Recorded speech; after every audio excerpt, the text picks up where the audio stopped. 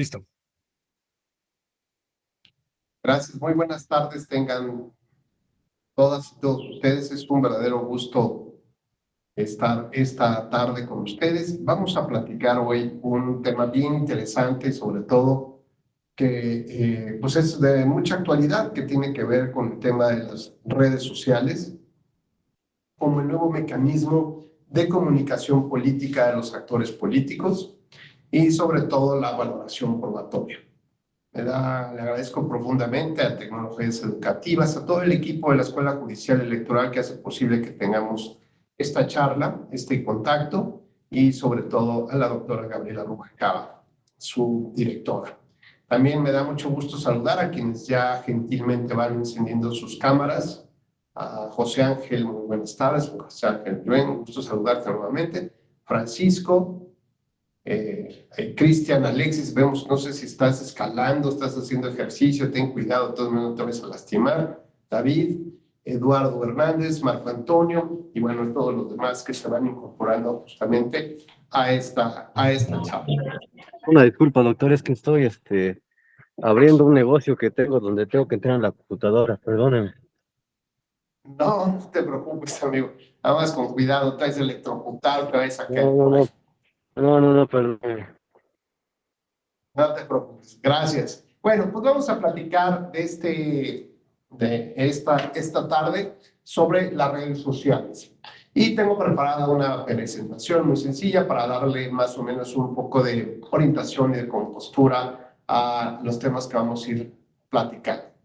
Primero que nada, entender que la comunicación política en México se ha ido transformando por diversas circunstancias. Y tenemos, bueno, evidentemente que esta manera de comunicar, los programas, los lineamientos, las acciones de gobierno y sobre todo las promesas de las campañas para que los partidos y candidatos pudieran plasmar sus postulados ante la población y ellos, bueno, pues finalmente la sociedad elegir las acciones o estos programas y lineamientos que más le convenzan a cambio, digamos, de este sufragio, de esta transmisión del poder, como hemos platicado en otras ocasiones. Bueno, pues lo que tenemos muy claro es que hay distintas formas de comunicar y actualmente, bueno, las redes sociales o el Internet, pues es lo más importante. Decíamos que esta comunicación política, pues iba desde, digamos, en un repaso histórico muy sencillo, pues iba de la comunicación boca por boca a los principales grupos de influencia de la sociedad que a su vez podían replicar esta información. Se utilizaban, por ejemplo, algunos megáfonos para que la voz se escuchara lo más lejos posible de toda esta información. Y poco a poco lo que fue utilizándose fue, pues, por ejemplo, las pintas de bardas, alguna publicidad colgada en postes, en alumbrados, y finalmente digamos, lo que fue lo más relevante, pues fue el tema de la prensa escrita. Y a partir de ahí, pues lo que ha sucedido es que se ha masificado la comunicación política a partir de la radio y de la televisión. Esta manera de comunicar fue preponderante a lo largo de muchos años en México y lo que fuimos viendo es que los partidos políticos intentaban encontrar los mejores espacios de comunicación para que su información llegara cada vez a más personas. Así que, como ustedes seguramente están enterados, la televisión y la radio manejan horarios, digamos, categorías de los horarios. Y hay categorías premium o triple A. Esto significa que hay un mayor nivel de audiencia justamente durante esos momentos, como puede ser el noticiero de las 10 de la noche o en el radio entre 2 y 3:30 de la tarde o a las 7, 8 de la mañana, pues seguramente es cuando hay más audiencias. Y esto evidentemente, pues como la ley de la oferta y la demanda, pues exige o pide que quienes quieran aparecer en estos espacios para poder anunciarse, pues requieren, digamos, de pagar mayores precios para poder tener este impacto en la población. La idea de que los partidos políticos pudieran acceder a la radio y la televisión parte justamente de varios principios que la oposición peleaba. El primero de ellos pues tenía que ver con la equidad en la contienda. ¿Cómo logramos participar de alguna manera con elementos que pueden considerarse como un piso mínimo para que realmente puedas competir y tener posibilidades de ganar en las elecciones? Bueno, pues se hizo, digamos, en esta necesidad de equilibrar los distintos componentes políticos, económicos, sociales dentro de un régimen hegemónico, pues los partidos vieron la necesidad de que se establecieran una serie de prerrogativas. Y estas prerrogativas incluían, por ejemplo, pues una lana, ¿no? El financiamiento público y algunas otras prerrogativas que en alguna época se utilizaron, como el telégrafo, las franquicias postales, es decir, la utilización del correo, porque pues hacían llegar sus cartas en esas épocas, y finalmente su inclusión como adquirentes de tiempos en radio y televisión.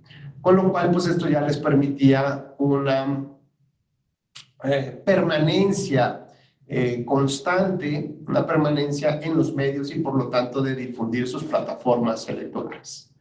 El problema pues no fue menor, porque finalmente los partidos poco a poco se fueron especializando en el tipo de mensaje que estaban implementando, pero al final del día las concesionarias de radio y televisión terminaban negociando algunos otros espacios con los candidatos que veían o que pagaban mejor o que realmente tenían posibilidad de obtener el triunfo.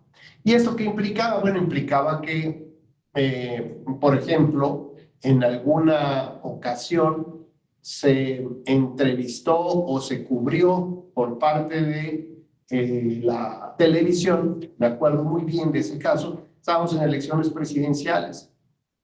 Fíjense bien lo que les voy a platicar. Digamos, la evolución normativa había llegado al punto que no solamente se trataba de tener espacio en la radio y televisión, sino también se trataba de que se tuviera que cubrir los mismos tiempos para cada candidato o cada partido político. Así que las televisoras, por ejemplo, el noticiero de Televisa o de TV Azteca, por ejemplo, tenían que llevar su contador de cuántos segundos, cuántos minutos le habían otorgado a un candidato, y eso mismo tenía que verse reflejado en una cobertura al candidato de oposición o de un tercer partido. Y sumando todo esto a la semana, pues ya sacaban unos contadores especiales que tenían que informar a la autoridad electoral para que vieran que desde allá también se respetaba el principio de equidad en la contienda. El asunto es que en ese mismo programa, digamos, se dio cobertura a 3 candidatos presidenciales.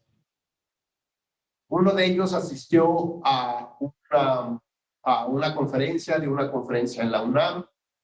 Otro iba a entrar a la UNAM, pero fue bloqueado por algunos grupos estudiantiles y se fue, no recuerdo si a la Ibero, a alguna universidad privada, no recuerdo cuál. Y el tercero dio una plática.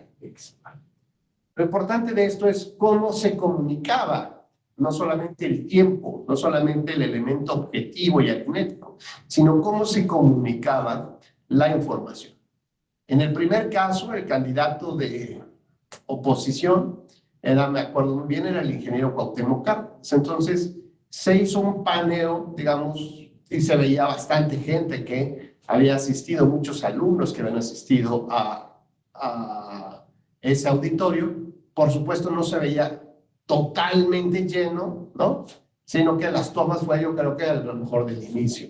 Sí se veía mucha gente, pero no así repleto como realmente dicen que estuvo.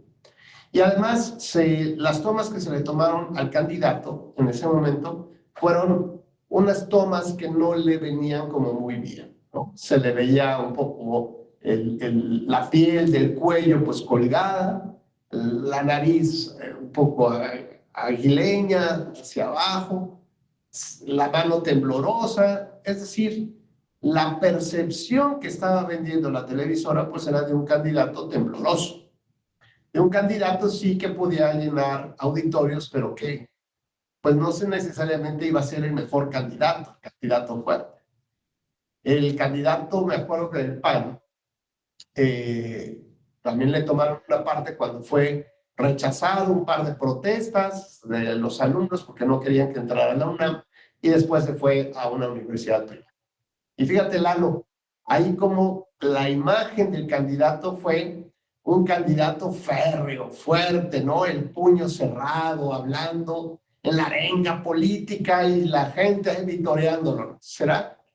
Pues una imagen completamente distinta, aunque el tiempo de transmisión en televisión nacional fuera más o menos el mismo. Y el tercero era del partido, el del PRI, donde se veía, pues, una conferencia, estaba dando su charla, se veían así como, sí, mucha gente, pero como que ya se empezaba a vislumbrar que desde la televisión se quería dar una mayor fortaleza a la oposición, ¿no? A la oposición, por ejemplo, del PAN. A lo que voy entonces es que se empezaron a generar ciertos acuerdos en el Consejo General del Instituto Federal Electoral para ver cómo empezar a modular todo esto, porque finalmente le estaban dejando a las televisoras o radiodifusoras, a sus creativos, la manera de cómo comunicar la política. Esto es muy interesante porque si bien esto surge como un respeto o como intentar aterrizar el principio de equidad en la contienda, donde también los partidos de oposición o los partidos pequeños tengan una opción real de acceder a los medios de comunicación, pues cada vez se fue profesionalizando y se fue tecnificando esta parte. De tal naturaleza que se vio que era necesario que tuvieran más o menos los mismos tiempos todos los partidos. Pero después ya no fue suficiente, sino se tenía que ver ahora con la calidad, con la percepción de lo que se está emitiendo, lo que se está transmitiendo. Así que esto fue provocando, digamos, una serie de altibajos, una serie de tensiones también con la industria de la radio y de la televisión, puesto porque tampoco quería que el Instituto Federal Electoral emitiera regulaciones, ¿no? Y que además afectaran la parte económica de ellos. De tal manera que lo que fuimos viendo a lo largo de estos años fue que en un momento dado los partidos políticos con representación en el Congreso determinaron una fórmula para aplicar el financiamiento público, para hacer el cálculo y la aplicación del financiamiento público. El asunto es que uno de estos elementos implicaba que una vez que se asignaba esa bolsa, o se determinaba la bolsa, mejor dicho, se tenía que multiplicar todavía esa bolsa, esa cantidad, por el número de partidos políticos que tuvieran una representación en la Cámara. Con lo cual, previo a las elecciones, los partidos intentaron sumar a todos los actores políticos necesarios, incluso con convenios de coalición, para transferirles los votos y permitirles que aunque no tuvieran ninguna representación en la sociedad, pues tuvieran una curul, por ejemplo, de RP, y con ello ya pudieran palomear el requisito de tener representación en el Congreso.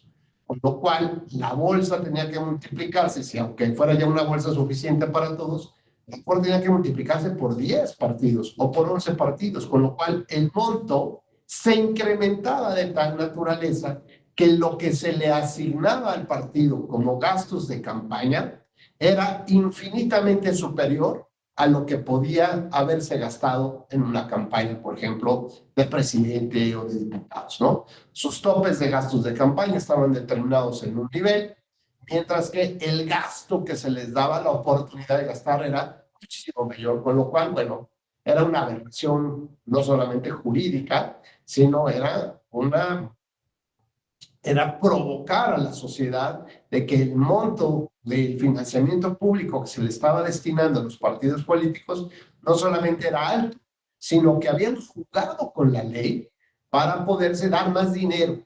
Y eso pues lastimaba, ¿no? Completamente a la población. La manera como determinaron entonces los partidos disminuirse el casi 60% del financiamiento público, encontraron una fórmula fantástica. Tenían por acá el pie en el cuello de la sociedad que decía cómo gastan tanto dinero, es un absurdo, para lo que sirven y no nos defienden, no nos entregan resultados. Y entonces los partidos determinaron cambiar el esquema de la comunicación política.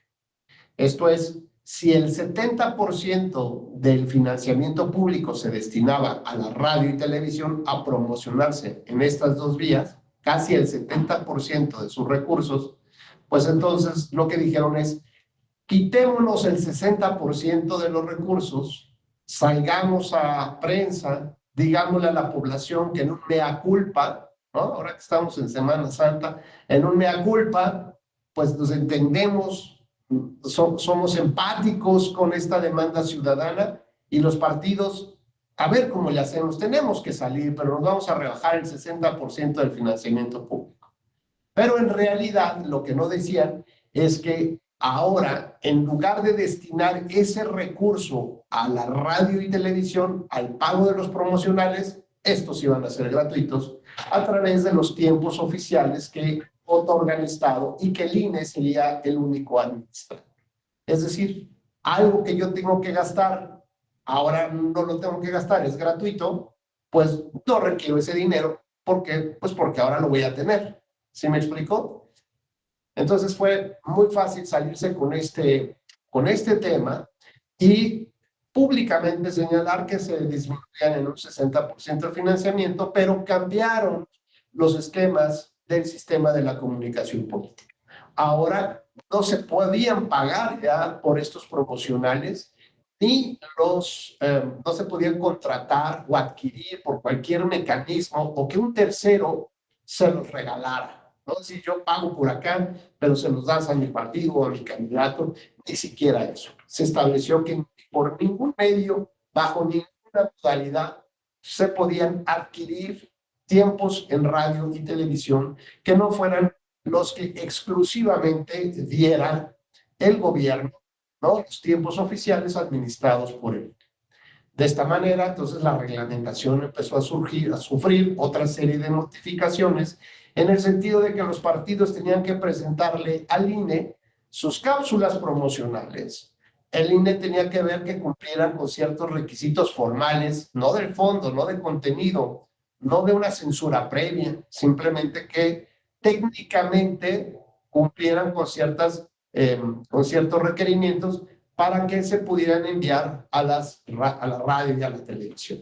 Y ahí ya se pudieran subir. Si algún partido ciudadano se sintiera ofendido por la transmisión de esos mensajes, pues entonces podría solicitar o presentar una queja, y en esa queja solicitar una medida cautelar para que suspendieran inmediatamente ese promoción. Vamos a ver si más adelante podemos ver algunos, si no el día de mañana, que continuaremos con la plática, vamos a ver algunos promocionales de radio y televisión, cómo fueron impugnados, más o menos lo que se decía en algunas elecciones.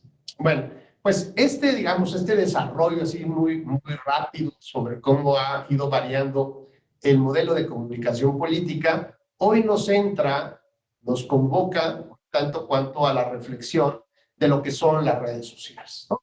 Entonces, por ejemplo, yo aquí veo gente muy joven que está muy hecha seguramente para las redes sociales, a lo mejor Dan San y su servidor, ya que nos vemos así ya medio, arriba de los 35, ¿verdad? Dice que todavía no llega él a los 35. No, bueno, todavía le falta. No, yo ya lo superé hace tiempo. Pues a lo mejor, ¿no? Todavía llegamos a usar el Facebook, ¿no? Lalo, todavía lo ocupamos para los amigos de la prepa, ¿no? Para mantenernos en comunicación, pero en realidad no somos tan afectos a utilizar el Twitter o el TikTok, ¿no? Por ejemplo, o otro tipo de plataformas como Twitch, TikTok, Instagram y algunas otras que están por ahí también en el mercado.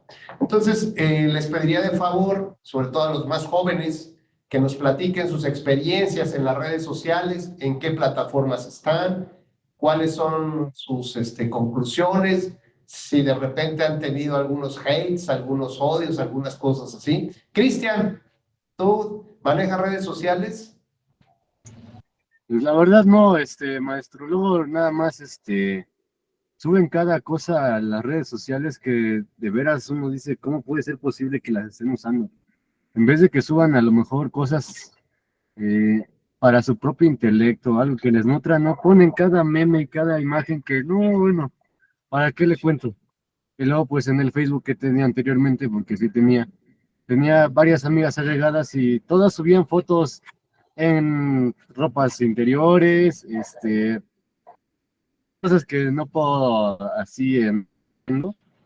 Y pues la verdad dije, no, pues ¿por qué mejor lo desactivé?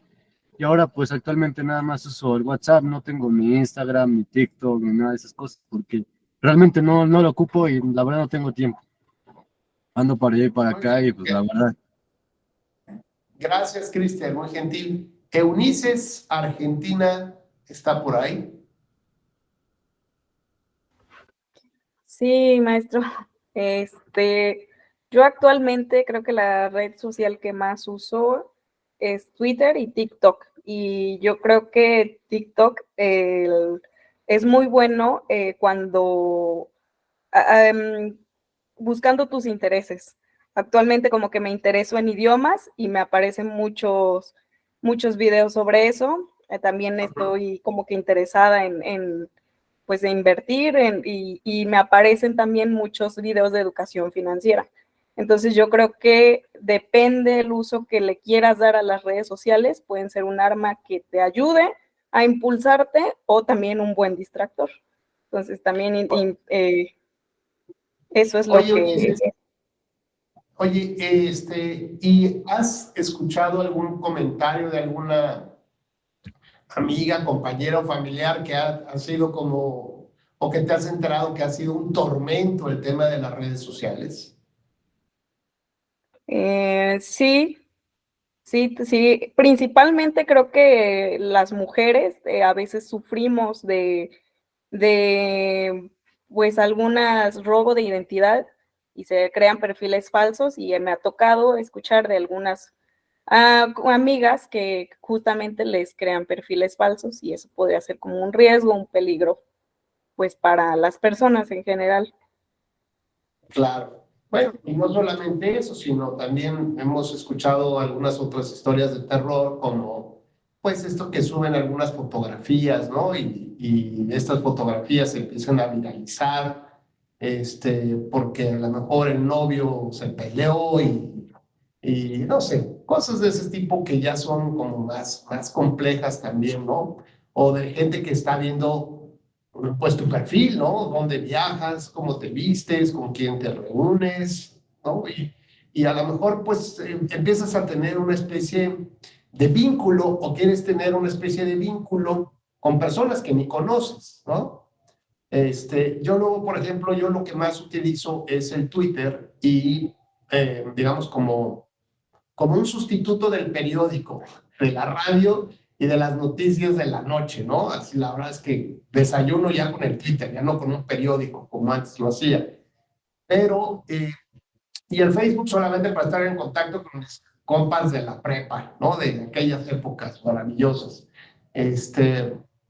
Pero en realidad, fíjate, Ulises, que lo que yo he advertido en algunos mensajes es que hay la posibilidad o gente que se queja o que utiliza las redes sociales como un medio de denuncia ciudadana, ¿no? Por ejemplo, la amenaza de tránsito, ¿no? Te voy a subir, voy a hacer un Facebook Live. Y ya todo el mundo se empieza a grabar y parece como una guerra de espadas, ¿no? Como Star Wars, cada quien saca sus celulares, la policía saca el celular, el ciudadano saca su celular y los dos están grabando, ¿no? Cosas así un poco extrañas. Pero adicionalmente, hemos visto que estas plataformas han tenido también un eco muy importante.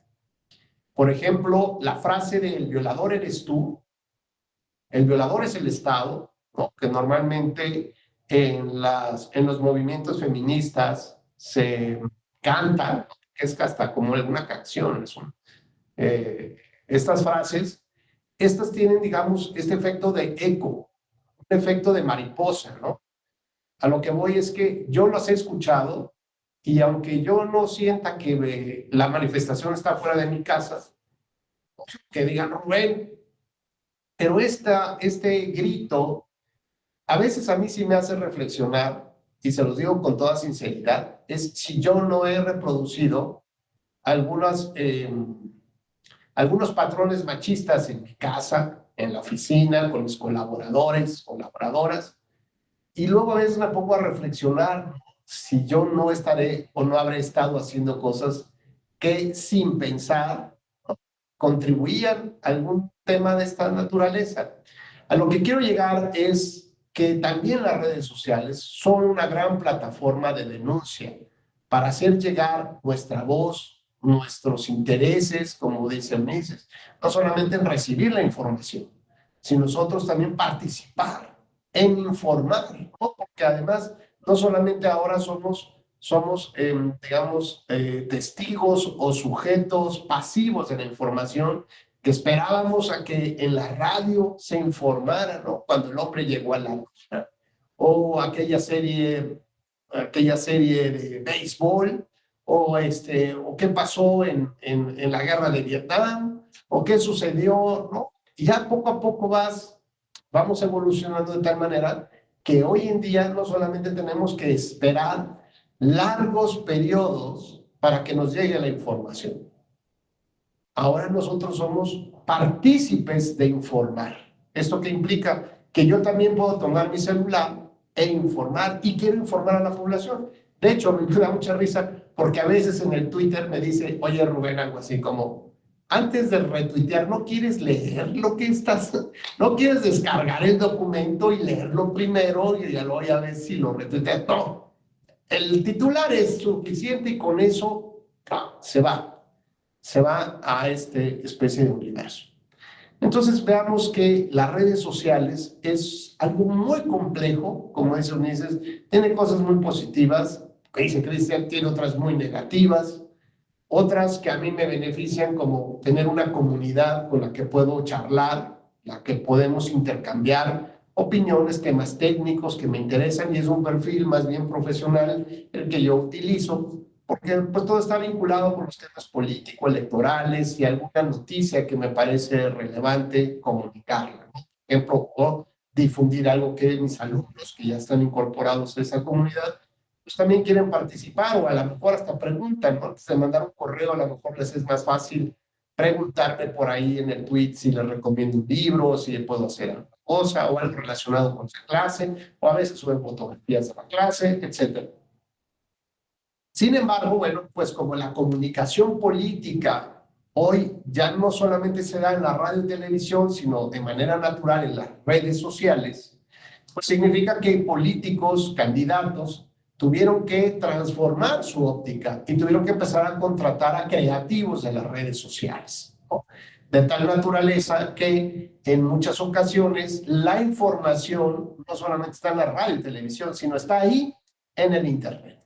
Y como está ahí en el Internet, entonces este es un medio de prueba que debe de utilizarse en los expedientes justamente para informar que hay un acto anticipado de campaña, de manera indirecta demostrar que hay utilización de recursos públicos, por ejemplo, o recursos que no están siendo transparentados a través de informes de gastos de campaña o de pre-campaña, y que por lo tanto no están sujetos a la fiscalización. Y esto pues podría concluir como lo que le pasó al que fuera aspirante a candidato a gobernador de Guerrero, ¿no? Por no haber reportado sus gastos, pues se quedó sin candidatura, ¿no? Y lo mismo le pasó al de Michoacán, se quedó sin candidatura por información que estaba colgada en sus redes sociales. Bueno, pues en este primer acercamiento, vamos ahora sí ya a tratar de adentrarnos al tema ya estrictamente de lo que son las redes sociales, ¿no? Y sobre todo su impacto que tienen en los expedientes.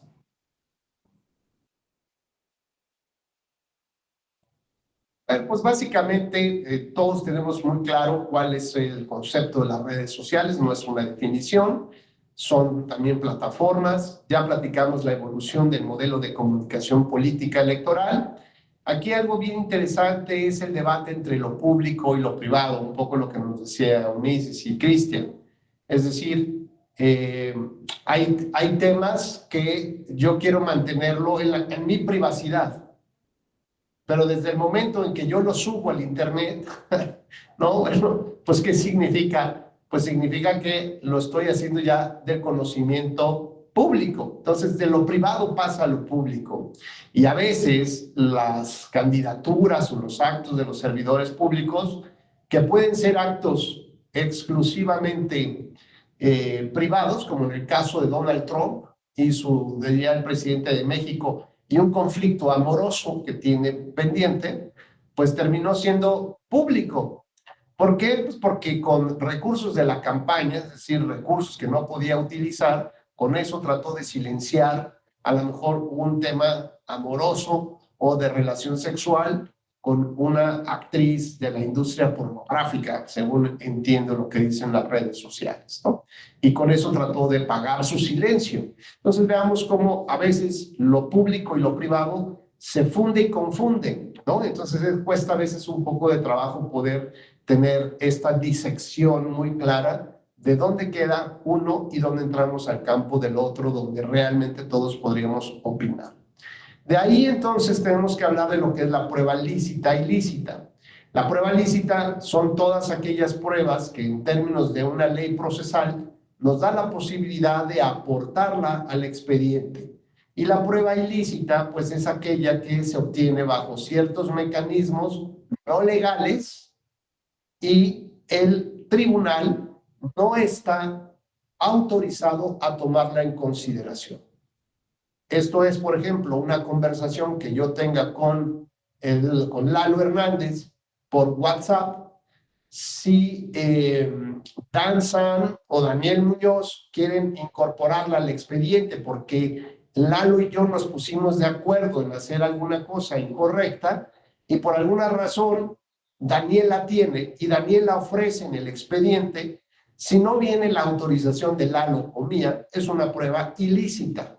Y aunque ahí venga la confesión de todo, absolutamente de todo, pues esa prueba no puede ser tomada en cuenta por el juez para resolver el caso. Tendríamos, por ejemplo, que o bien Eduardo o bien yo, que somos los directamente afectados y que además participamos en esa conversación, alguno de los dos sí podría ofrecerla en el expediente y sería una prueba lícita. Entonces veamos que hay pruebas que son ilícitas y que no necesariamente son, que no necesariamente van a funcionar y que por el contrario son eliminadas por el juzgador. Y luego también platicaremos de las cargas probatorias. Este es un tema que yo he abordado ya desde hace mucho tiempo porque esto me permite cuestionar aquella frase que dice los códigos procesales, que el que afirma, dicen, ¿alguien sabe qué sigue? ¿Está obligado a qué? A probar. El que afirma está obligado a probar. Eso es, con lo cual yo tengo la obligación de presentar las pruebas, ¿no? Que acrediten mi afirmación. Si yo no tengo las pruebas, pero los hechos son estos, de tal naturaleza, bueno, pues entonces estaría yo condenado a no obtener un triunfo o a no develar la verdad si yo no tuve acceso a la prueba. Entonces, la carga probatoria no necesariamente implica corroborar esta frase. La parte complementaria dice que el que niega está obligado a probar cuando su negativa entraña la afirmación de otro hecho. Entonces tenemos, si yo afirmo, yo pruebo. Si yo niego y niego lisa y llanamente, no tengo la obligación de probar.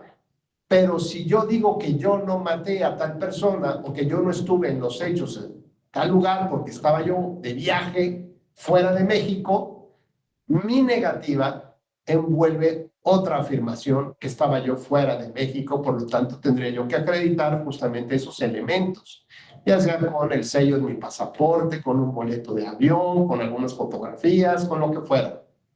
Pero digamos, esa negativa se vuelve una afirmación que tendría yo que probar. Sin embargo, hay un esquema bien interesante o hay un tema bien interesante que platicaremos que tiene que ver con el acceso a la prueba.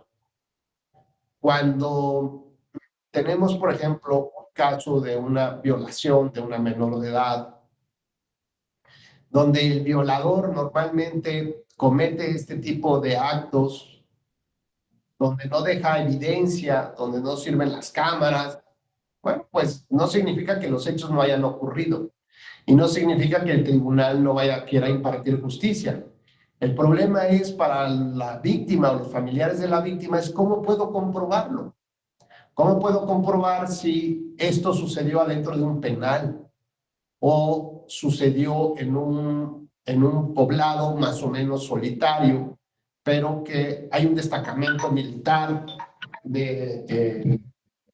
y a quien se le atribuyen estos hechos, pues es justamente a los militares? Yo no creo tener la posibilidad de ingresar a estas instalaciones de la Secretaría de la Defensa, pedir correos, ¿no? Entrevistar a la gente para poder llevar las pruebas al expediente. Con lo cual prácticamente tengo barreras insuperables para poder obtener la prueba. Y esto entonces la Corte Interamericana de Derechos Humanos nos ha señalado que también hay que tener mucha claridad en este concepto, el acceso a la prueba.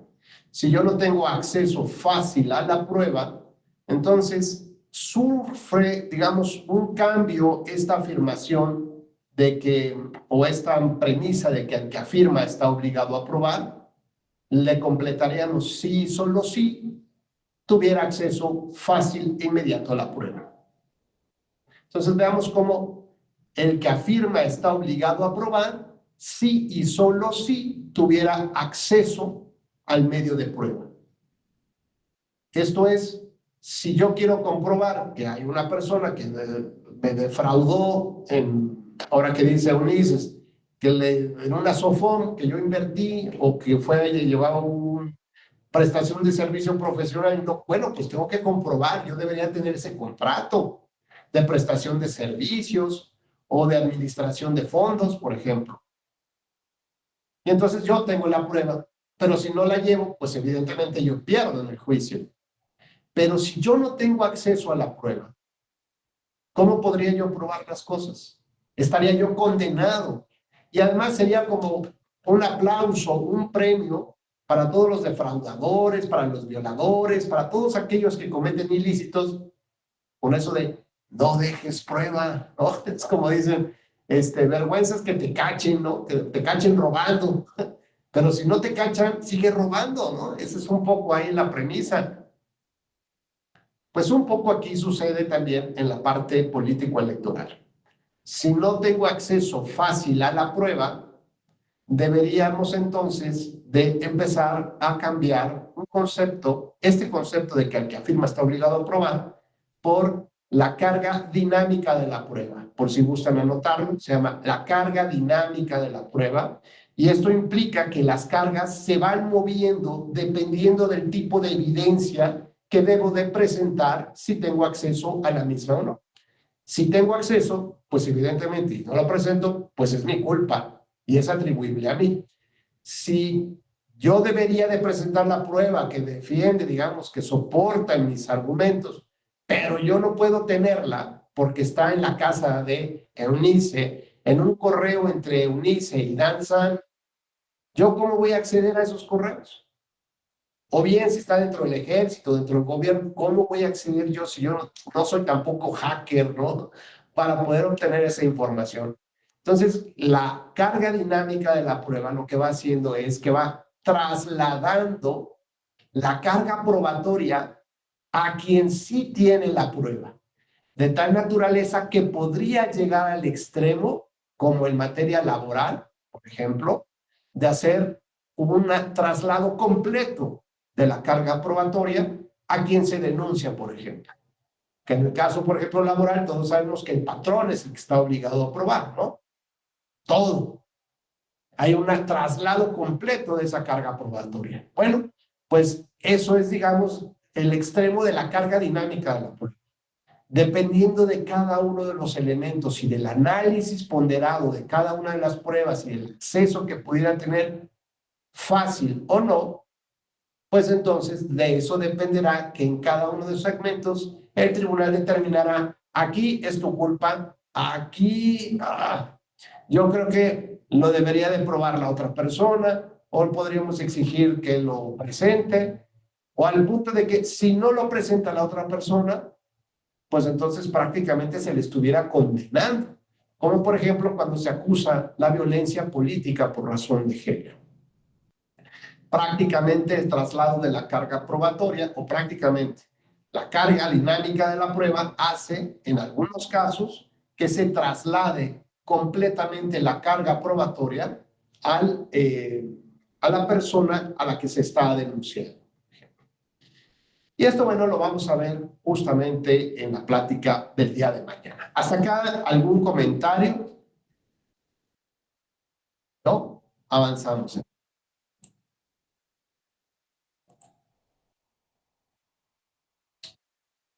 Adelante, Lalo, por favor. Sí, hablando en redes sociales, de alguna plática que se haya subido a una red social, en este caso Facebook o Twitter, esa conversación ya es pública. Si esa conversación se ofrece como prueba en algún procedimiento, ¿se tomaría como lícita o sigue siendo ilícita si no la presentan las personas que intervinieron en ella?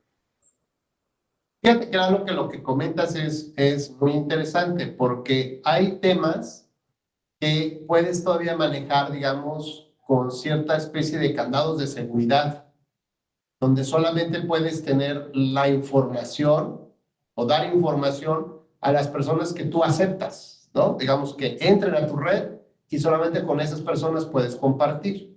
No es, digamos, abierto al público completamente.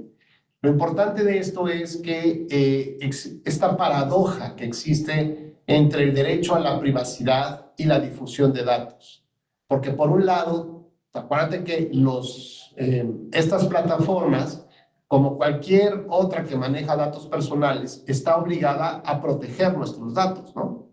Por ejemplo, el INE, ahora que vendrán las elecciones federales, recuerdas que hay acciones afirmativas para cierto tipo de candidaturas, como la candidatura de indígena, la candidatura joven, la candidatura migrante y candidaturas para grupos LGTB, ¿no? Por ejemplo. Y entonces, imagínate que una persona que se autoadscribe como persona trans, por ejemplo, o no binaria, cuando se registra, dice, bueno, lo único que te pido es que no difundas mi nombre, porque si lo difundes me vas a revictimizar. Si de por sí ya es complicado que yo diga esto, y si tú lo andas difundiendo, pues me vas a revictimizar. Entonces, bajo el esquema de protección de datos personales, en la cual ya no solamente está el INE como custodio de la información, sino también está el INAI, forma parte, digamos, de este binomio de custodia de información entre INE e INAI. Y entonces, un tercero dice, oye, ¿cómo es que ya se cubrieron la cuota de candidaturas de la acción afirmativa por LGTB? ¿Quién se registró como trans? Ya está registrado, le dice la autoridad. Por eso, dime quién es para saber, pues, por quién voy a votar, ¿no? Voy a ver qué ha hecho en mi comunidad, voy a ver, pues, si de veras es trans o no lo es, ¿no? No basta con que se autoadscriba y ya. Y el INE, pues, estaba complicado porque decía, ¿y ahora cómo le voy a hacer? No puedo difundir la información porque tengo la obligación de cuidar la privacidad de esos datos personales que además son sensibles. El asunto es que el INAI también entró en este tema y resolvió el asunto de una manera muy interesante, en el sentido, pues, de las cosas, el sentido común. Decirle, bueno, pues, oye, a ver, si, o sea, hay un derecho humano que es el de la privacidad de tus datos personales, pero lo estás poniendo en juego con un principio de certeza, ¿no? Un elemento de un principio de la democracia representativa. No puede ser que por cuidar tu información afectemos un principio que da un impacto muchísimo mayor, ¿no? Y no lo quiero decir en estos términos, qué pesa más o qué pesa menos, sino que debe estar orientado también a esos fines. Y la protección de datos personales, sí, siempre y cuando no afectes estos valores y principios democráticos. Y le decía, bueno, y en todo caso, si no quieres que salga tu nombre, pues pudiste haber participado por otro tipo de candidatura, ¿no? Entonces veamos cómo la parte del derecho a la privacidad de estas plataformas, donde nosotros queremos que nuestra información no salga, pero somos los primeros, ¿no? Que queremos subir, ¿qué desayunamos, Lalo? O sea, ¿dónde estás vacacionando? Si estás con una cervecita, si fuiste a ver a tu familia, si estás en la playa, ¿no? Con 3, 4 chelas y dices, qué bueno que existe el home office, decía algún abogado, ¿no? Decía por ahí en las redes sociales. Es decir, nosotros como usuarios de las redes sociales tenemos una gran necesidad de comunicar lo que estamos haciendo. ¿Con quién? No nos importa. Y luego vemos a ver quién nos lee, quién nos da un me gusta o ay, qué bueno, qué padre, ¿no? O alguien más dice, el fin de semana voy a estar en, no sé, en Acapulco, a ver a quién me encuentro por allá de la banda. Bueno, pues este es un tema que es una gran paradoja, que de verdad requiere muchos estudios del por qué estamos queriendo comunicar todo esto con la gente sin saber a quién se lo comunicamos. Es como el merolico, ¿no? Que anda gritando en el zócalo, pues información personal, y quien la puede captar y la puede canalizar, pues hará cosa suya. Pero este es un problema mayor porque nos coloca en una gran situación de riesgo que habla sobre la hipersegmentación de la información.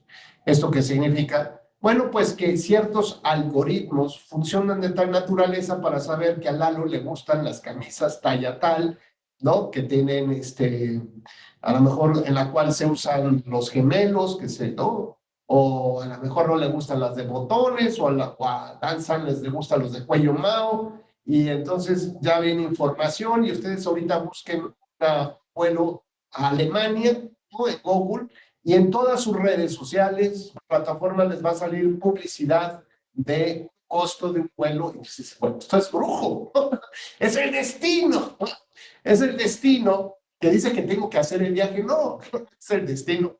Son los algoritmos que están funcionando de tal naturaleza, que están utilizando tu información que debería estar privilegiada, custodiada, y no se utiliza para venderte productos. Pero de esta manera te pueden vender productos y puedes caer en el juego y comprar el producto. O bien puedes caer en el juego de comprar un producto que sea un candidato o un partido político. O bien caer en el juego de comprar cierta información que es falsa, como una fake news, o por ejemplo, que cambian el discurso para no discutir, digamos, temas duros, concretos. Por ejemplo, el tema de los asesinados, de los migrantes asesinados, quemados, por ejemplo, porque finalmente fue un asesinato. Son temas duros, pero la posverdad hace que en las redes sociales cambiemos la dirección del viento, la dirección de la retórica, y hablemos, por ejemplo, de los ovnis que van a conquistar el mundo, ¿no? La guerra contra los extraterrestres. ¿Qué está pasando, no? O sea, y entonces los datos duros y objetivos que deberíamos estar discutiendo en este momento van cambiando de tal naturaleza que centran la atención en otra retórica, en otra historia, y eso es crear una posverdad, que es un concepto que surge a partir de la Segunda Guerra Mundial, pero que cayó muy bien, digamos, en su utilización en la campaña presidencial de Donald Trump y Hillary Clinton, con la utilización de una empresa que se llama Cambridge Analytics y el gobierno ruso, donde mandaban información que criticaba, por ejemplo, había información que criticaba al candidato Donald Trump, y de pronto había una serie de información que redirigía la discusión, como decían hace ratito, la caja china, redirige la discusión hacia otra cosa, desviándolo de lo que realmente es importante. Y no solamente eso, hoy Estados Unidos tiene un reto muy importante en el tema de la justicia, porque han advertido que los principales terroristas de esta modernidad, digamos, de las redes sociales, no son los fanáticos que todos veíamos en las películas del Rambo o de estos que iban que recibían sus ceremonias y que estaban amenazados incluso por algún jerarca de que tenían que inmolarse, ¿no? Sino ahora son gente norteamericanos o gente que ya estudió en Estados Unidos y saben cómo han logrado penetrar a la psique de los chavos estos. Bueno, pues a través de páginas, por ejemplo, de contenidos para adultos, donde viene una información soft, como suavecita de lo que podría ser. Y bueno, pues si ahí le picas tantito, como diría Cristian, si aceptas una amiga que de pronto no estaba de mal ver y que tenía ropas ligeras, a lo mejor dice Cristian, bueno, pues después su Facebook estaba inundado de cualquier cantidad de información al respecto, ¿no? A tal grado que cuando quería abrirla, pues se espantaba de lo que ya podía venir. Pues lo mismo pasa aquí, con estos algoritmos te van mandando información y así como terminas comprando unos tenis o que te estén ofreciendo un boleto de avión, un viaje, un turismo, etcétera, etcétera, pues si te le picas al me gusta de los candidatos, pues te van a mandar esa información. Pero si tú eres más proclive a la izquierda o de derecha, bueno, pues te van a dar más información dependiendo de qué, o de lo que quieran buscar estos algoritmos para moverte tal vez del centro y ubicarte en la crítica a la izquierda o el crítica hacia la derecha o hacia un partido determinado. O, como les digo que en Estados Unidos, el problema que tienen es que estos chicos van entrando a una información y en automático les envían otra información. Y tú tienes la capacidad de decir, a ver, esto no me gusta, esto es obsceno, esto es ridículo, ¿no? Como decir, esto es una pérdida de tiempo, y bueno, pues ya lo vas descartando, pero hay gente que no. Y si le vuelve a picar, porque se ve interesante, ¿no? Bueno, pues ya viene otra cosa, y viene otra cosa, y viene algo más. Y entonces empieza un bombardeo de información, de hipersegmentación, donde los principales, digamos, posibles terroristas que han detectado son usuarios de las redes, que a través de los algoritmos están taladrando tu mente para actuar de determinada manera. Por ejemplo, para presentarte en una escuela con pistolas, con un rifle y matar a los chavos en la escuela o en un centro comercial. Son los algoritmos los que te están llevando a este tipo de temas, ¿no? Así que bueno, veamos que donde estamos ubicados nosotros es en una cuarta revolución industrial, porque así como decimos que la anterior o las primeras fue el fuego, la segunda fue el metal, la tercera fue la imprenta, ¿no? Bueno, pues esta es una revolución industrial porque nos ha cambiado y nos va a cambiar la fisonomía de la humanidad. Al punto que ahora se discute si la inteligencia artificial va a ser la que hoy, que ya se está utilizando por todos nosotros, este chat GPT, algo así, ya tiene más de 100 millones de usuarios, realmente nos va a sustituir en, digamos, en la manera como veníamos desarrollándonos como humanos, ¿no? Y sobre todo cuando ni siquiera sabemos cómo funciona un equipo de teléfono hoy en día, ¿no? Pues hoy los chiquillos, los chavitos, le dicen a los abuelos, a ver, préstalo para acá, eres medio güey, ¿no? No sabes utilizarlo. Yo te digo cómo bajas la aplicación, que le picas, cómo mandas. ¿Por qué? Porque pues ya estamos nosotros en otra generación y que tenemos, digamos, somos considerados analfabetas digitales. Es decir, que ni siquiera, o sea, imagínense quién era un alfabeta en nuestra época, quiénes son los analfabetas. Los que no saben leer ni escribir, no hablan el español. Bueno, hoy nosotros somos analfabetas digitales. ¿Cuáles van a ser las nuevas generaciones que dominen y que manejen esto? ¿Cuál es la visión que tendrán sobre el concepto de derechos humanos, por ejemplo? Y en fin, hay tantas posibilidades y tantas discusiones bien interesantes que ya iremos platicando a lo largo de esta presentación. Bueno, en el concepto de valoración probatoria solamente estamos haciendo algunos pequeños acercamientos a lo que vamos a tratar de fondo. Pues tiene que ver la valoración, tiene que ver con la eficacia de los indicios, de las fotografías y vínculos URL, es decir, como la raíz, como el directorio, como la huella digital que nosotros dejamos en un vaso, pues la dejamos igual en una computadora, a fin de respetar el principio de exhaustividad en la investigación. Y esto implica, para la investigación hay que seguir dos tipos de contextos o dos tipos de visiones. La primera es la que nos establece nuestro propio marco legal de cómo debe llevarse a cabo una investigación. Menudo problema, porque las leyes no dicen cuáles son las características de la investigación. Y por otro lado, lo que sí tenemos es que la Corte Interamericana de Derechos Humanos ha definido que en el acceso a la justicia, en el derecho de acceso a la justicia, uno de sus elementos es que se realice una adecuada investigación del caso, como por ejemplo, digamos, elementos básicos, pues la secrecía, el profesionalismo, la certidumbre, la defensa de los terceros, de todos los derechos, la cadena de custodia, es decir, establece un piso de elementos mínimos que debemos de considerar, digamos, palomear para estimar que la investigación que realice el INE cumple con estos estándares internacionales básicos, por ejemplo. En la valoración probatoria también lo que se hace es verificar la existencia y contenido de las páginas oficiales, por ejemplo, de Facebook. Y el propio tribunal le ha otorgado el carácter de documental pública con valor probatorio pleno. ¿A qué? A una página oficial ¿de quién? Del candidato. Como dice Eunice, a lo mejor hay una suplantación.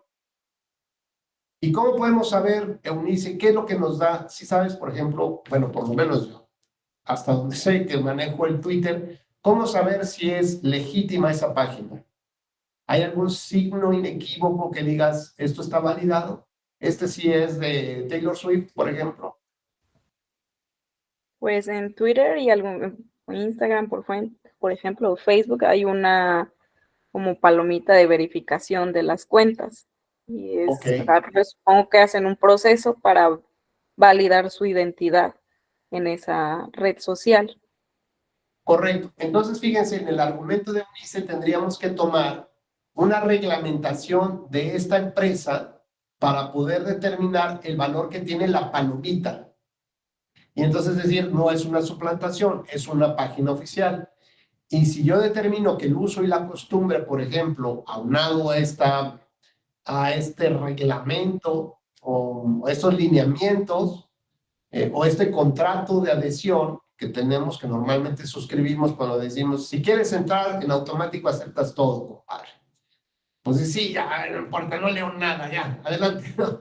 Acepto todo, porque ya quieres bajar la aplicación, ya quieres entrar, estás emocionado ahí con la utilización. Bueno, pues resulta que estas que tienen palomitas son cuentas oficiales y tienen un valor probatorio pleno. Lo que no tiene la palomita azul, por ejemplo, puede ser todavía sujeto a la identidad o a comprobar la veracidad de quién está emitiendo eso. A lo mejor puedes ir a ver. Por ejemplo, decían como la ministra presidenta de la Corte, la ministra Piña, ¿no? Incluso hay tweets sacaron diciendo, no tiene cuenta de Twitter. Punto.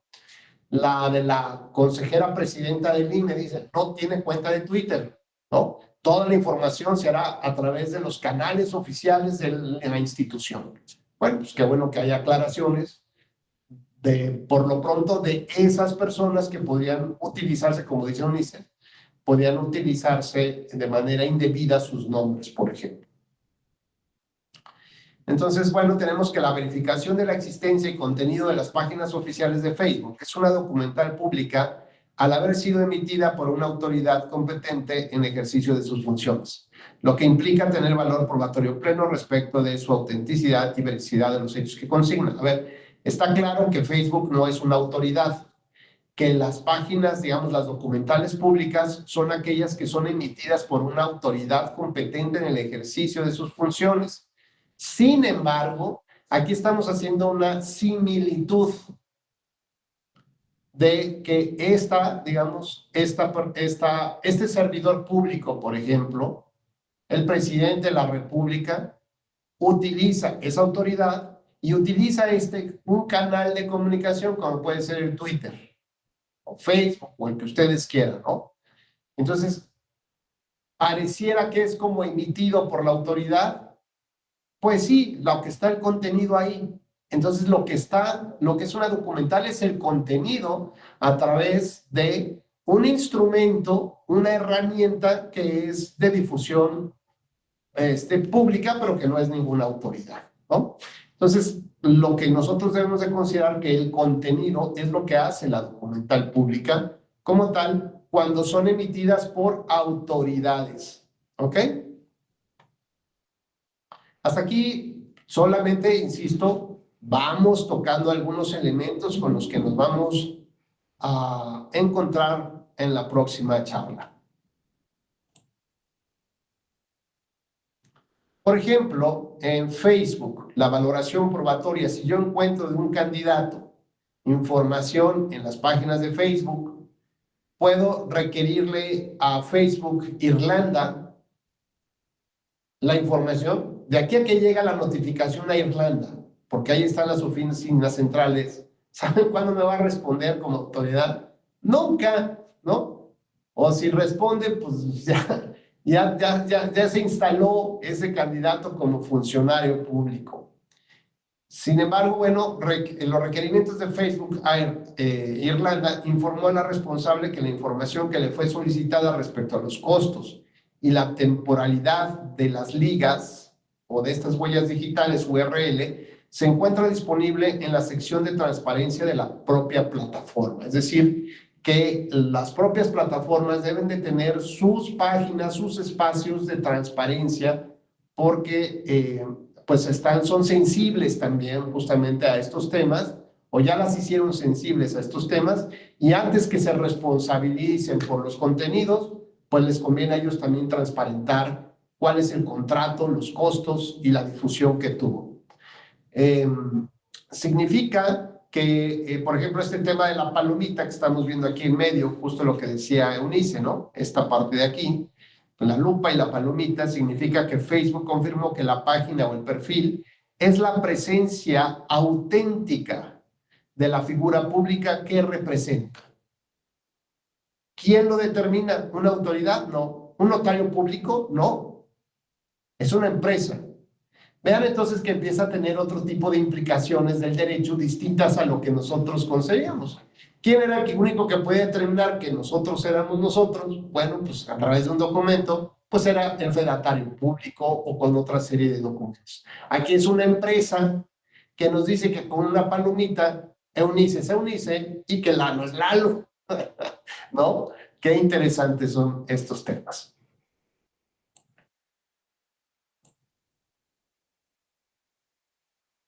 Por ejemplo, vean ustedes esta información que les tengo. Esta es la librería, digamos, de transparencia de Facebook. Ahorita vamos a tratar también de hacer un ingreso para que vean cómo se trabaja en eso. Entonces, por ejemplo, aquí lo que les estoy demostrando es que en la página de transparencia de Facebook hay una empresa o un usuario que se llama Voz de las Empresas. Así se llama. una publicidad pagada por el Consejo de la Comunicación. El promocional tiene un número de identificador y luego viene más o menos una relatoría de lo que dice esta información, el contenido. Dice conversatorio empresarial 18, market intelligence. Y luego aquí tiene computadora y no sé qué sigue, es un teléfono tal vez, no sé. Conozcamos de la mano del LIC Alfonso Segura de la O, miembro del Consejo Mexicano de Asuntos Internacionales COMEXI, y el licenciado Oscar Reimert, mentor en Startup México, la importancia de la información para las empresas. Y entonces, bueno, aquí le pica uno y en teoría, bueno, pues aquí aparece el video. Ahora vamos a ver los datos del anuncio. Este dato del anuncio, hoy en día, bueno, en este momento se encuentra inactivo. Estuvo vigencia una semana del 23 de septiembre al 29 de septiembre del 22. Tiene el mismo número de identificador que del otro lado. Tamaño de público estimado. Y es lo que nos informa Facebook. La métrica o la medida tamaño de público estimado generalmente estima cuántas personas, ¿no? Se lo ponen en su letra, coinciden con los criterios de segmentación y ubicación de anuncios que los anunciantes seleccionan cuando crean un anuncio. Las estimaciones no se diseñaron para que coincidan con los datos de censos, las estimaciones demográficas ni otras fuentes, y pueden diferir en función de diferentes factores. Esta métrica está en desarrollo. Entonces, el tamaño del público estimado que se contrató fue para que le llegara este video a 1 millón, más de 1 millón de personas. El importe gastado, bueno, pues ahí aparecería cuánto se gastó por que estuviera circulando este video durante una semana. Aquí lo tenemos. Tuvo 435.500 me gusta. Ah, no es información de la página. Ajá. Tiene me gusta 435,000. Tiene 2,000 seguidores. El gasto total de la página en anuncios sobre temas sociales, elecciones o política. Y aquí aparece que más o menos cuál es el costo, el gasto que se está haciendo sobre estos temas. Estamos hablando de 1,672,643. No sé, yo supongo que no sé si sean pesos o dólares, esta cantidad, porque es global. Y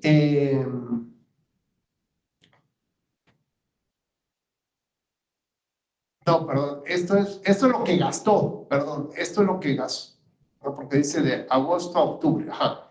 Y luego lo que se gastó es entre 2,500 y 3,000 pesos por este anuncio, por esta semana. Tuvo cuántas impresiones, es decir, cuántas veces pasó, no necesariamente que lo hayan leído, que lo hayan visto, sino cuántas veces pasó ahí, de 300,000 a 350,000. ¿A quiénes se mostró más este anuncio? Bueno, son lo que hablamos de los algoritmos y la hipersegmentación. Este anuncio iba más bien dirigido a las mujeres, 34%, y los hombres un 28%.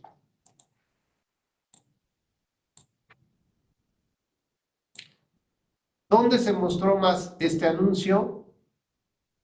Pues en el Estado de México, un 17%, en Ciudad de México 8%, y así fue bajando. Entonces, era un anuncio dirigido al Estado de México y zonas conurbadas con la Ciudad de México, por ejemplo. Tenían un interés muy particular. Voy a quitar la presentación y vamos a tratar de hacer, déjame compartir, eso es. Y ahora vamos a tratar de entrar, vamos a ver.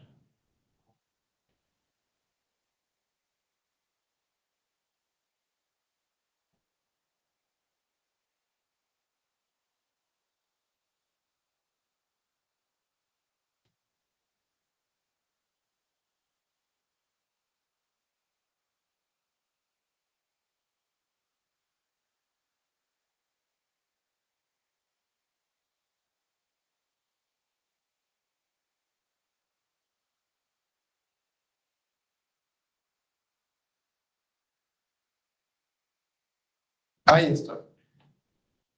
Entonces vean ustedes, abrí Google y lo busqué como Facebook Library, que es, digamos, como la página de transparencia de Facebook, ¿ok?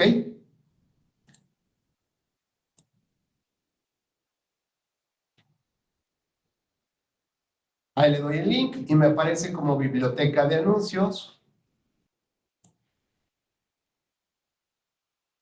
Y quiero buscar anuncios. Entonces voy a buscar México, categoría del anuncio, temas sociales, elecciones o políticos, buscar por palabra clave y voy a poner Delfina. A ver, por ejemplo, ¿no?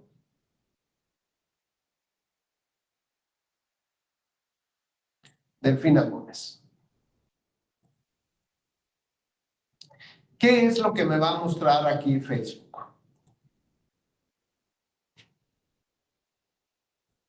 Bueno, fíjense bien, me está mostrando lo siguiente.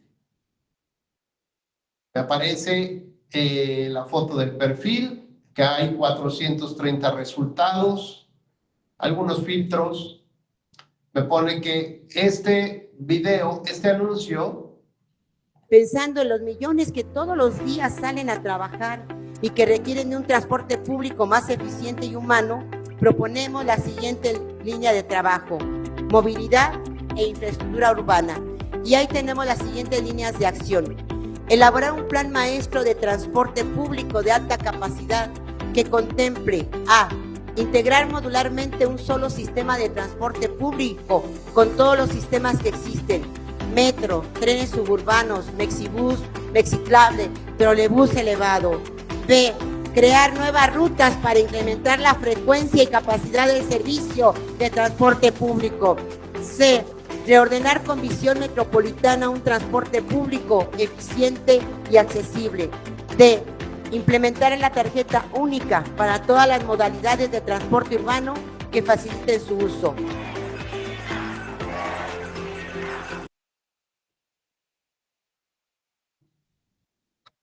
vamos a hacer un pequeño análisis aquí de esto. Según Facebook, tenemos que... es este de acá. Ese se encuentra en circulación desde el 9 de abril. ¿En qué plataforma? Bueno, este es particularmente en Facebook. Categorías, ya vimos que es temas sociales, elecciones políticas. Tamaño del público estimado, pues pide que sea más de 1 millón de personas. ¿Cuánto se ha gastado en esto? De la publicidad, se ha gastado entre 10,000 y 15,000 pesos. Las impresiones que ha tenido este video son de 500,000 a 600,000, número de identificador. Aquí vienen los detalles del anuncio. La métrica, bueno, no sé cuánto gastó. Por ejemplo, ¿a quién va más dirigido el tema? Pues va a hombres, mujeres, y un grupo más bien va un poquito más hacia las mujeres, particularmente de 25 a 34, esa es su segmentación.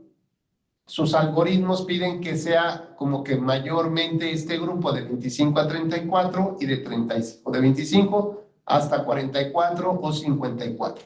Es decir, ella no está buscando tanto, digamos, la población de más de 50 años y poco, más o menos, digamos, los primeros votantes, ¿no? Sino más bien se concentra en un público adulto. Con eso, bueno, ya vemos, estamos viendo cuál es esta idea. El gasto total de la página en anuncios, ¿no? Lleva aquí, vamos a ver, lleva, dice, descargos de responsabilidad del importe gastado, lleva 160,000, luego 1,925,000. El importe total gastado por la página son 2,086,000 pesos. Con lo cual ya nos da una idea de lo que tiene que informar como gastos de campaña o de pre-campaña, ¿correcto? Si esta información no la contempla o no la comparte cumpliendo obligaciones de transparencia o de rendición de cuentas, pues un especialista puede buscar, digamos, el partido político opositor, busca la información, presenta una queja y le dice, oye, aquí hay este gasto que no está siendo reportado y tómalo en cuenta para su informe de gastos de campaña. Pero, ¿qué más vimos en este video? Alguien que me lo platique.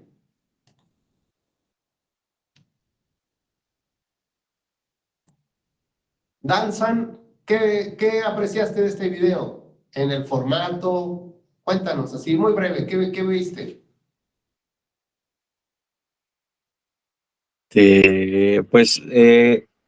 Ella menciona 4 puntos para su propuesta para mejorar el transporte dentro del estado de México, ¿no? Sí. Entonces, y obviamente, pues cuidan mucho su imagen, su tono de voz, Pensando en los millones que todos los y Vamos otra vez. En el video, más allá del contenido, en el formato del video, pensando en los millones que todos los días salen a trabajar y que requieren de un transporte público más eficiente. por ejemplo, ahí vemos la utilización de distintos tipos de gorras, ¿ya viste? Vemos también, por ejemplo, la utilización de un cintillo que dice Delfina Gobernadora. Tenemos de fondo música. Eficiente y humano, proponemos la siguiente línea de trabajo: movilidad e infraestructura Tenemos cintillos que se mueven. urbana. Y ahí Tenemos banderas, la utilización de micrófonos, esta parte de atrás de esta fotografía. tenemos las siguientes líneas de acción. Elaborar un Vemos banderas, vemos plan chalecos. maestro de transporte público de alta capacidad que contemple a Vemos que además de tener el logo de Morena, tiene el del PT y del verde, es decir, que van en integrar coalición. modularmente un solo sistema de transporte público con todos los sistemas que existen: metro, trenes suburbanos, mexibús, mexiclable, trolebús elevado. B, crear nuevas rutas para incrementar la frecuencia y capacidad. Tenemos que el nombre de Delfina y el pajarito ese que está por aquí se mueven, tienen movimiento. Del servicio de transporte público. Utilización de chalecos, C, banderas. reordenar con visión metropolitana un transporte público. Aquí, por ejemplo, vemos, es un personaje público que no sabemos si se contrató, digamos, como para darle cierto énfasis, ¿no? De qué personas cercanas están a la candidata. Vemos camisas con el nombre de Delfina, vemos playeras de algodón con el nombre de Delfina, la serie de chalecos que les vengo yo platicando, la utilización de estas mallas, por ejemplo, barras de seguridad. Eficiente y accesible. D, implementar en la tarjeta única para todas las modalidades de transporte urbano que faciliten su uso.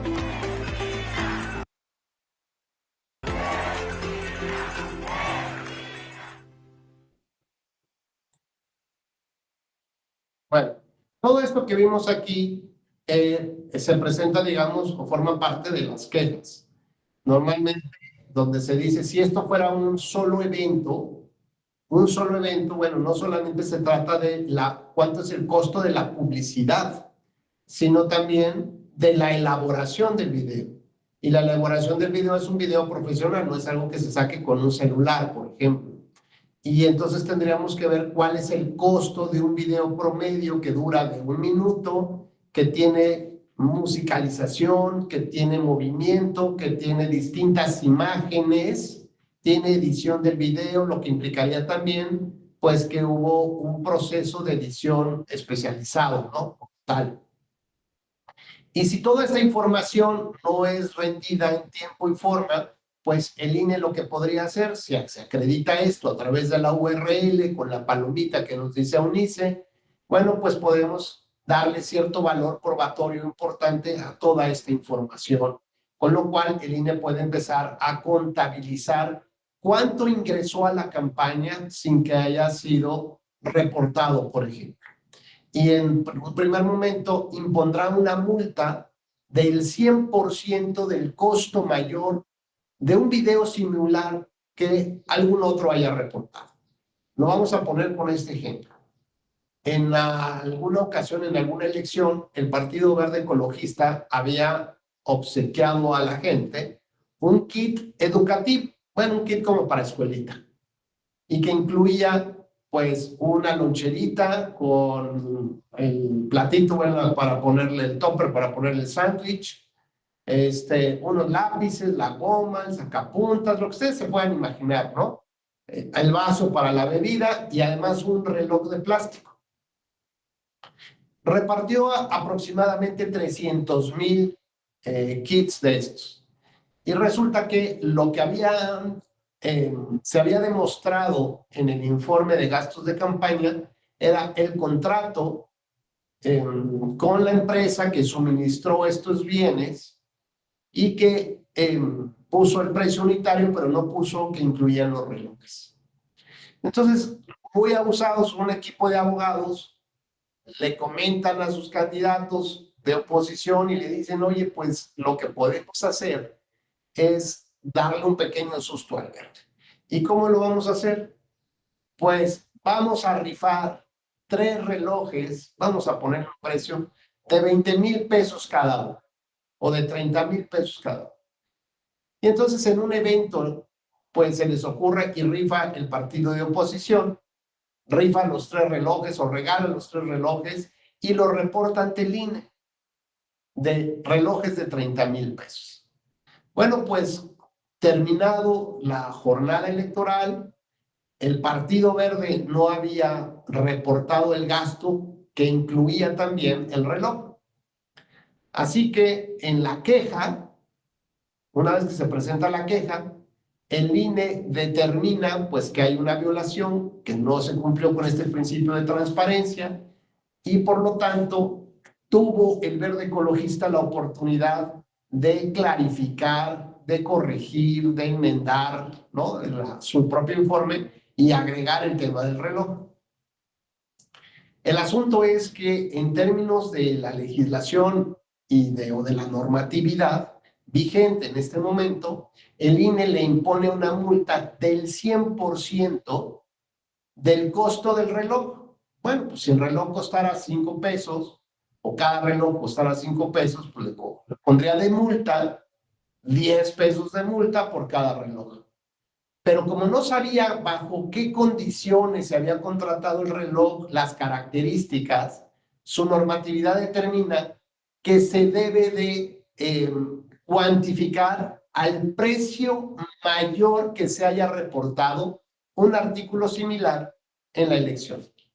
Y el artículo similar era un reloj de 30,000 pesos. Bueno, pues ahora imagínense, el doble son 60,000 pesos.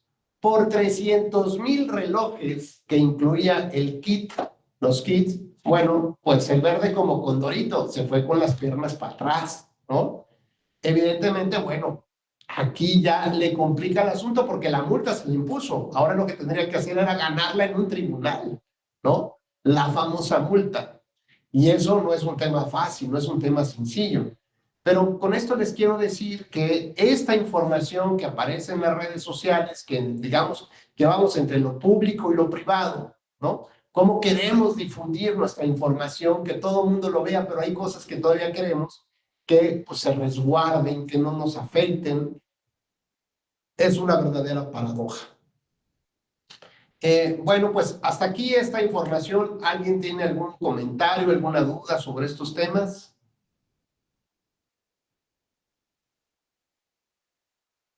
¿No? Bueno, entonces, adelante, Francisco, por favor. Pues ahorita que sacó lo del video, pues del mismo video, aparte de lo que Facebook proporciona que se ha gastado para la difusión de ese video, pues también se puede sacar de esas mismas imágenes la movilización que se ha hecho y por tanto los gastos para esa movilización, los techados que también los cobran, los que ponen los techados, en cuánto están más o menos, para poder habilitar un espacio público para poder desarrollar este tipo de eventos, o si es un espacio privado, cuánto sale la renta de un espacio privado de este tipo, y de ahí se van aumentando los análisis para las fiscalizaciones que se realizan. Entonces, pues no nada más es lo que se gastó en el video, sino todo lo que conlleva la concentración de la gente, los artículos promocionales, como lo decía, las gorras, las banderas, como lo es la avituallamiento del espacio, lo que es también los gastos por transporte de las personas, y por ahí decía usted de una figura pública también, si la figura pública también hace algún pronunciamiento, pues a lo mejor pagado, que es lo que cierto partido por ahí también estaba acostumbrado a realizar, ¿no? De que se aprovechaba de las figuras públicas y no las reportaba. Ya después, cuando se sancionaban las figuras públicas y se decía cuánto se pagó, pues ya también eso aumentaba los gastos que se les fiscalizaban. ¿Es cuánto? Gracias, Francisco. Y además agregaría a lo que tú señalas con mucha certeza, agregaría que si se fijan, dijimos al final, está el nombre de Morena y el logo de 2 partidos adicionales, con lo cual entra en un concepto de coalición, y ese punto en específico puede tener o debe tener una especie de prorrateo, ¿no? Porque si fuera, por ejemplo, algunas legislaciones permiten la candidatura común, no solamente la coalición, pueden ir en candidatura común, con lo cual cada partido político lleva el mismo candidato, pero con su propio financiamiento, aunque es el mismo tope para el mismo candidato, o sea, no son 3 topes, sino es lo mismo. Pero digamos que los 3 partidos tienen la obligación de apoyar y de informar, aunque normalmente el que lo postula es el que se encarga de todo. Los otros nada más le dan la bendición, le dan su nombre y se acabó. Pero, por ejemplo, si aquí con Delfina, con la candidata Delfina, apareciera un logo o un nombre de un candidato a presidente municipal, o que, por ejemplo, también en un evento, no nada más en el video, sino en un evento en tierra, se subiera ahí el candidato a presidente municipal, entonces el prorrateo del gasto también se le carga a el presidente municipal. Dime tú mismo, Francisco, ¿quién tendría más beneficio? ¿El que se subiera el candidato a un presidente municipal, estar junto a la profesora Delfina, o la profesora Delfina por estar junto a él? ¿Quién tendría más beneficios aquí? El candidato menor, que en este caso serían los candidatos a presidentes municipales y diputados locales. Claro, entonces, en esa lógica, el candidato que recibe más beneficio, hay que cargarle más el gasto, en términos generales, con lo cual podría ser un 50% del gasto de todo ese evento, del video, del acarreo, de todo esto, el acto de campaña, un 50% del gasto se le cargaría a la candidatura a la gobernatura, y el otro 50% al pobre candidato que lo subieron al evento. Ya no podemos hacer campaña porque ya nos gastamos todo por 5 minutos de fama. Y bueno, pues lo interesante es que en la fiscalización, si no se lleva un adecuado control de estos eventos y de este tipo de actividades, la parte contable, el sistema contable del candidato a presidente municipal, pues no lo registró. Y el INE o alguien más sí lo registra, lo pone en evidencia y le dice, cárgale el 50% del candidato. Bueno, pues si su tope era de 100,000 pesos, con este evento ya se los chutó, ¿no? Se les vendió como agüita de tiempo. Así que, pues es muy importante el tema también de la fiscalización y el tema de las redes sociales, ¿no? Como tal. Pues hasta aquí dejaríamos esta charla. Si ya no tienen más dudas, inquietudes, aquí la dejamos. Y ya mañana entramos a casos concretos, ¿de acuerdo? ¿A qué va? Bueno, pues me da mucho gusto saludarles. Les deseo que tengan una muy buena tarde y Y pues nos vemos mañana, igual 5 de la tarde. ¿Va? Gracias, doctor. Gracias, doctor. Hasta luego. Hasta luego.